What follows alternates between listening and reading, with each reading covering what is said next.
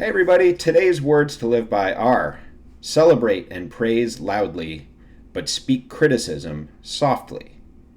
And those were words that I put together quite a while ago, actually. It was when I was younger and starting to sort of figure out what I wanted my leadership style to be like.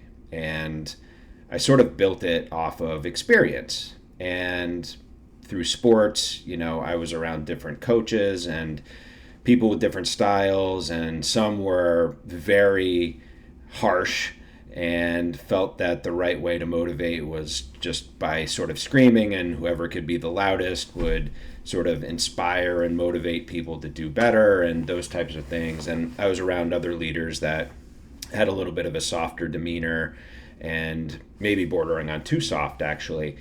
And so what I wanted to always do is find that middle ground where I call it being authoritative without being an authoritarian. And I think what I found works best and most effective in sports, business, parenting, it's to celebrate the wins loudly and to take corrective action softly, and most of the time privately. Because I think when you get into a situation where you're putting somebody in a shameful place where you're berating them in front of other people, then you're really sort of breeding shame within that individual, and that is the lowest state of consciousness possible, is a consciousness of shame and somebody carrying around that heaviness of shame.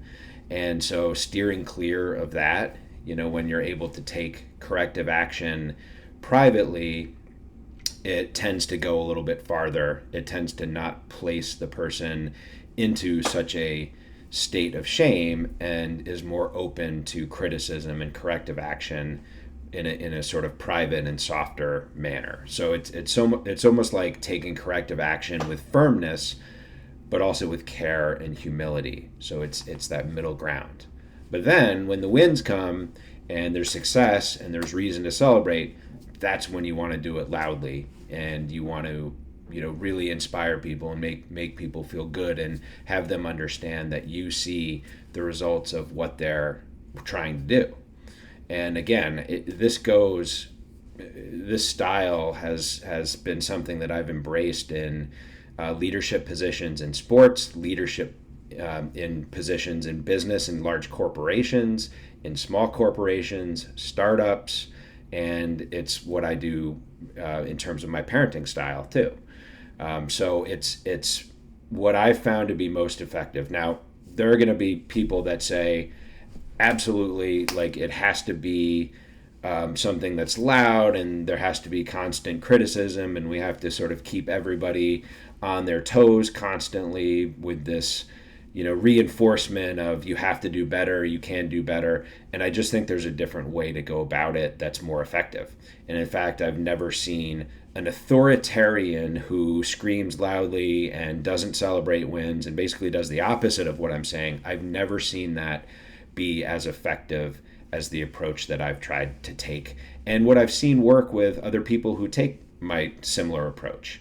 The best leaders that I have ever worked for and studied have taken a softer and more private approach to criticism and constructive criticism. And they've been very, very loud to celebrate the team's work, the individual's work, and praise them when that is appropriate.